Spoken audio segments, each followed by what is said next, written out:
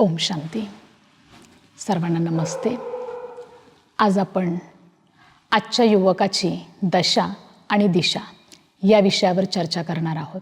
कारण आपण जर बघितलं तर आत्ताच्या या युगामध्ये युवकाची दशा कशी झालेली आहे, कारण त्याच्या दशेवर पूर्ण आपल्या जगाची दिशा अवलंबून आहे. आजचा युवक जर बघितलं तर तो खूप चांगला आहे, तो खूप शक्तिशाली आहे, परंतु त्याला योग्य दिशा न मिळाल्यामुळे पूर्णपणे त्याचं जीवन विस्कळीत होत आहे. युवक खूप श्रेष्ठ आहे, युवक खूप चांगला आहे. त्याने जर ठरवलं तर तो अनेक क्रांती करू शकतो आणि म्हणूनच म्हटलं जातं, हे युवा तू बन सर्व महान, तू हे सारे जग की शान. आणि खरंच हा युवक आपल्या जगाची शान आहे, आपल्या देशाची शान आहे. पण कधी ज्यावेळेस तो एखादं चांगलं कार्य करतो, श्रेष्ठ कार्य करतो, त्यावेळेस तो शान बनतो. जसं आपण बघितलं की जसं संत ज्ञानेश्वर महाराज आहेत, महाराष्ट्रामध्ये प्रसिद्ध आहेत, पण युवा अवस्थेमध्ये त्यांनी किती श्रेष्ठ ग्रंथ लिहिला आणि म्हणून ते सर्वांच्या समोर एक आदर्श बनले आध्यात्मिक धार्मिक क्षेत्रामध्ये, की त्यांच्या त्या ज्ञानेश्वरीच्या आधारावर ते अनेकांचं जीवन परिवर्तन करून गेले. इतक्या कमी वयामध्ये त्यांनी तो इतका सर्वश्रेष्ठ ग्रंथ लिहिला. कारण युवांच्यामध्ये खूप ताकद असते, युवांच्यामध्ये खूप शक्ती असते. त्यांनी ते ठरवलं तर ते आध्यात्मिक क्रांती असेल, कुठलीही क्रांती असेल, ते सहज करू शकतात. दुसरं उदाहरण आपल्यासमोर महाराष्ट्रातलं आहे, ते म्हणजे छत्रपती शिवाजी महाराज. त्यांनी वयाच्या 16व्या वर्षी स्वराज्याची प्रतिज्ञा केली आणि खरंच त्यांनी स्वराज्य मिळवण्यासाठी सुद्धा आपली पूर्ण शक्ती ताकद लावली आणि ते सर्वांचे छत्रपती शिवाजी महाराज प्रिय बनले. मग आपण सुद्धा युवा असे आदर्श समोर का ठेवू नये बरं? आपण फक्त म्हणतो की माझे आदर्श छत्रपती शिवाजी महाराज आहेत, ज्ञानेश्वर माऊलींना मी माझा आदर्श मानते, पण खरंच मी तसे कर्म करते का? तर आपण तो विचार प्रत्येकानं केला पाहिजे. आणखी जर आपण एक उदाहरण बघितलं तर ते आहेत स्वामी विवेकानंद. स्वामी विवेकानंद सुद्धा खूप आध्यात्मिकतेमध्ये विचार त्यांचे खूप श्रेष्ठ होते आणि त्याच्या आधारावर त्यांनी एकाग्रता सुद्धा खूप मिळवली. मनावर त्यांनी खूप सगळा संग्रह पुस्तकांचा केला, लिहिला. मग आपण सुद्धा का बरं असं करू नये? म्हणून मी म्हणेल की आपण युवा आहात तर प्रत्येक युवकानं अशा युवकांना आपल्यासमोर आदर्श ठेवलं पाहिजे आणि त्यांच्या त्या गोष्टींना आपण आपल्या जीवनामध्ये उतरवण्याचा प्रयत्न केला पाहिजे, तरच त्याला आदर्श म्हणता येईल. किंवा आपण ज्यांना आदर्श मानतो ना, तर त्यांच्या प्रत्येक गोष्टीला आपण जीवनामध्ये उतरवलं पाहिजे. अन्यथा त्यांना आदर्श मानणं मी तर म्हणेल हे चुकीचं ठरेल. मग स्वामी विवेकानंद सुद्धा म्हणत होते की मला जर 100 युवक जर मिळाले तर मी या भारताला स्वर्ग बनवू शकतो. म्हणजे 100 युवक जर त्यांना मिळाले असते त्यांच्यासारखे तर ते भारताला स्वर्ग बनवू शकतात. मग आपल्या भारत देशामध्ये किती सगळे युथ आहेत, किती कुमार आहेत, पण आज आपल्या भारताची कशी दशा झाली आहे, काय त्याची हालत झालेली आहे? त्याचं कारण आपण तर कुठे नाही आहे, कारण मी माझ्या शक्तीचा दुरुपयोग करत आहे. आजचा युवक आपल्या शक्तीला चुकीच्या कार्यामध्ये खर्च करत आहे. आज जर बघितलं ना आपण, युवक सर्वात जास्त कशामध्ये अग्रेसर आहेत? तोडफोड असेल, जाळपोळ असेल, दंगल असेल, याच्यामध्ये पुढं आहे. पण त्याच्याऐवजी मी जर माझ्या भगिनींचं रक्षण करणं असेल, एखाद्या चांगल्या कार्याच्या क्रांतीसाठी जर मी पुढं होत असेल, तर निश्चितच आपल्या शक्तीचा सदुपयोग होईल. मग माझी बुद्धी मी या सर्व चुकीच्या गोष्टींमध्ये गुंतवण्यापेक्षा निश्चितच चांगल्या गोष्टीमध्ये गुंतवली तर खूप चांगलं होईल. दुसरी गोष्ट, माझी बुद्धी आणखी कशामध्ये गुंतलेली आहे? कारण माझी दशा जी आहे ती बिघडण्याचं दुसरं एक कारण आहे. पहिलं तर मी माझ्या शक्तीचा दुरुपयोग करत आहे, तोडफोड जाळफोड याच्यामध्ये मी घालवत आहे. दुसरं, मी माझी शक्ती इंटरनेट, मोबाईल याच्यामध्ये सुद्धा खूप व्यर्थ करत आहे. आज मोबाईल आपल्याला आवश्यक आहे, त्याच्यामध्ये खूप चांगल्या गोष्टी आहेत, पण त्या न घेता आपण चुकीच्या कामासाठी जर त्याचा उपयोग करत असेल तर आपण आपली शक्ती बुद्धी जी आहे तर ती चुकीच्या कार्यासाठी खर्च करत आहोत. आणि तिसरं आपलं नुकसान होत आहे, दशा बिघडण्याचं कारण आहे व्यसन. कारण आजचा युवक जर आहे बघितलं तर आपण तो जास्तीत जास्त व्यसनांच्या जाळ्यामध्ये अडकत आहे. असंच मी एका कॉलेजमध्ये लेक्चरसाठी गेले होते आणि तिथं सर्व युवा बंधूंना मी प्रश्न विचारला की आपल्यामध्ये कोण असं आहे की जे व्यसन करतात.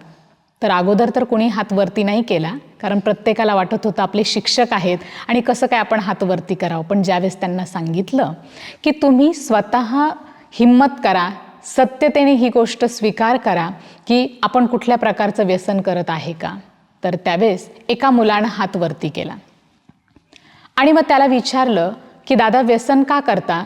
तर त्या दादानं सांगितलं की व्यसन जर केलं तर मोठ्या घरचं वाटतो ना, म्हणून व्यसन करतो. बघा, फक्त आपण मोठ्या घरचे आहोत हे दाखवण्यासाठी आपण व्यसनांच्या आहारी जातोय आणि एकदा जर त्या व्यसनांची सवय लागली ना तर त्याच्यापासून मुक्त होणं खूप कठीण होतं.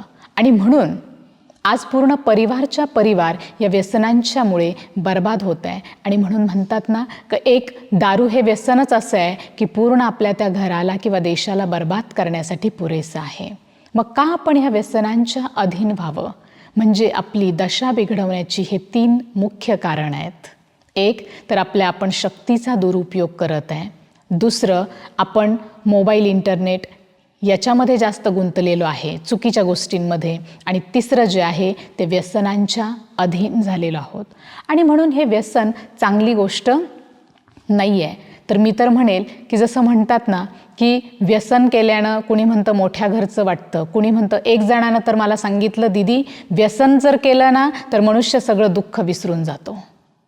अहो, जर व्यसन केल्याने जर आपण दुःख विसरत असतो ना तर मला नाही वाटत आपल्या पूर्वजांनी किंवा आपल्यापेक्षा जे आपले मोठे आहेत किंवा जे आपले पूर्वज आहेत त्यांनी आपल्याला ह्या गोष्टी कधी सांगितल्याच नसत्या की चांगले संस्कार घडले पाहिजे, तुम्ही चांगलं वागलं पाहिजे.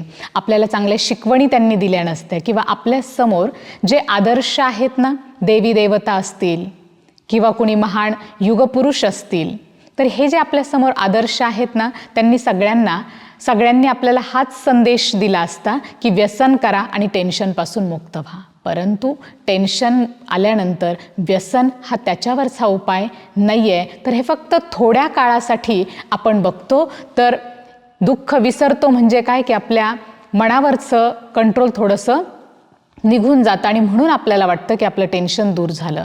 परंतु व्यसनानं टेन्शन दूर होत नाही.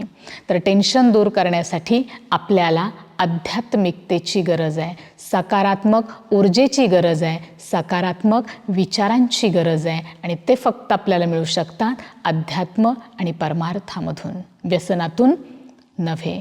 आणि जितकं तुम्ही ईश्वरीय चिंतन कराल, चांगले विचार ऐकाल, निश्चित तुम्हाला त्याचा जीवनामध्ये फायदा होईल. जसं म्हटलं जातं, जाम पर जाम पीने से क्या फायदा, जाम पर जाम पीने से क्या फायदा, सुबह पी शाम उतर जाएगी, शाम पी सुबह उतर जाएगी, लेकिन हरि नाम का प्याला पी तो जिंदगी सुधर जाएगी, हरि नाम का प्याला पी तो जिंदगी सुधर जाएगी. आणि खरंच आपण जर हरिनामाचा, ईश्वरीय चिंतनाचा, ईश्वराच्या नावाचा जर आपण प्याला पिला, ज्ञान अमृत जर पिलं, तर निश्चितच आपलं टेन्शन दूर होईल आणि आपलं जीवन सुधरून जाईल. म्हणून मी माझ्या सर्व युवा बंधूंना सांगू इच्छिते की तुम्ही सर्वांनी या 3 गोष्टी जर सांभाळल्या तर निश्चित तुम्ही खूप चांगली क्रांती करू शकता. कारण आजचा युवक जो आहे तर तो वृद्ध आणि बालकांना जोडणारी कडी आहे. युवक जो आहे तर तो खूप श्रेष्ठ आहे, खूप महान आहे, तो खूप चांगल्या प्रकारचे कार्य करू शकतो आणि आपल्या भारत देशाची शान बनू शकतो. म्हणून मी माझ्या प्रत्येक युवा बंधूला हेच सांगू इच्छिते का हे युवा बंधू, तू असा धीर सोडू नकोस. दुनियामध्ये वातावरण कसंही असू देत, पण तू मात्र धीर सोडू नकोस, तू खंबीर राहा. तू असा निराश होऊ नको, कारण तुला आशावादी बनायचं आहे. प्रत्येक गोष्ट तुला चांगली करायची आहे. तू या विश्वातलं खरंखुरं चैतन्य आहे. जर या सृष्टीमध्ये युवकच नसतील तर काय चैतन्य राहील बरं. युवक आहेत म्हणून ह्या सृष्टीला चैतन्य आहे, कारण युवकच क्रांती करणारे आहेत. महावीर, हनुमान यांच्यामध्ये सुद्धा खूप शक्ती आहे आणि म्हणून त्यांचं सुद्धा गायन केलं जातं. आणि खरं तर त्या महावीरांचं गायन म्हणजे आपले युवक आहेत. आणि तुम्ही वृद्ध आणि बालकांना जोडणारी कडी आहात. आणि ही कडीच जर कमजोर बनली तर कसं होईल आपल्या देशाचं, कसं होईल या सृष्टीचं. आणि म्हणून कडी मजबूत असावी. कडी जर मजबूत असेल तर बालकांना आणि वृद्धांना तुम्ही खूप छान प्रकारे जोडू शकता. आणि हे जोडण्यासाठी प्रत्येकानं अध्यात्माशी, परमात्माशी जुडलं पाहिजे. कारण जितकं तुम्ही आध्यात्मिक शक्तीशी जुडाल तुमची सकारात्मक ऊर्जा वाढेल. कारण सकारात्मक ऊर्जा जितकी वाढली जाईल तितकंच तुम्ही चांगली कार्य करू शकता. कारण आजच्या युवकामध्ये जोश आहे पण होश नाही आहे. आणि होश नसल्यामुळे चुकीची कामं होत आहेत. आणि आपल्याला सतत होशमध्ये राहण्यासाठी, जोश टिकून ठेवण्यासाठी आपण सकारात्मक ऊर्जा वाढवली पाहिजे. त्यासाठी दररोज सकाळी आपण शुभ विचार, श्रेष्ठ विचार ऐकले पाहिजे. त्यासाठी अनेक विविध माध्यम आहेत. पण त्याचबरोबर प्रजापिता ब्रह्माकुमारी ईश्वरीय विश्वविद्यालय याच्यामध्ये आपल्याला 7 दिवसाचा अगोदर प्रथमतः कोर्स केला जातो. त्याच्यामध्ये आपल्याला सांगितलं जातं आपण कोण आहोत, आपण आलो कुठून, आपल्याला जायचं कुठे आहे. त्या परम सत्याची ओळख आपल्याला करून दिली जाते. आणि त्याचबरोबर आपल्याला सांगितलं जातं की आपली सकारात्मक ऊर्जा आपण कशा प्रकारे वाढवू शकतो. त्यासाठी आपलं कनेक्शन त्या पॉवर हाऊस परमात्म्याशी आपल्याला जोडायचं आहे. आपलं कनेक्शन त्या पॉवर हाऊस परमात्म्याशी जर आपण जोडलं तर ती एनर्जी, ती पॉवर, ती शक्ती आपल्यामध्ये भरली जाईल. तर युवा बंधूंनो, आपल्यासमोर हा प्रश्न निर्माण झाला असेल की खरंच फक्त संकल्पानं ती शक्ती, ती ताकद आपल्यामध्ये येऊ शकते का? हो, नक्कीच ती ताकद आपल्यामध्ये येऊ शकते. कारण आत्तापर्यंत असे रिसर्चही केलेले आहेत, शोधही लावलेले आहेत की तुम्ही जसे विचार करता तसे हार्मोन्स तुमच्या शरीरामध्ये तयार होतात. मग जर ते हार्मोन्स तयार होतात, भीतीचे जर तुम्ही विचार करत असाल तर तसेच हार्मोन्स तुमच्यामध्ये तयार होतात. मग का नाही? मी जर शक्तीचे विचार केले तर माझ्यामध्ये शक्ती निश्चित तयार होईल. म्हणून जसे मी विचार करेल तशी एनर्जी, तशी शक्ती माझ्यामध्ये तयार होते. आणि म्हणून मी जर दररोज सकाळी सकारात्मक ऊर्जा, पॉवरफुल विचार जर मी केले तर निश्चित आपल्यामध्ये ती शक्ती, ती पॉवर येऊ शकते. आणि त्याच्यासाठी मला त्या परम सत्याची ओळख असणं, त्याच्याशी माझं कनेक्शन जुडणं हे खूप महत्त्वाचं आहे. आणि ते आपल्याला ब्रह्माकुमारीज विद्यालयामध्ये सांगितलं जाईल. तर सर्वांचे खूप खूप धन्यवाद. ओम शांती.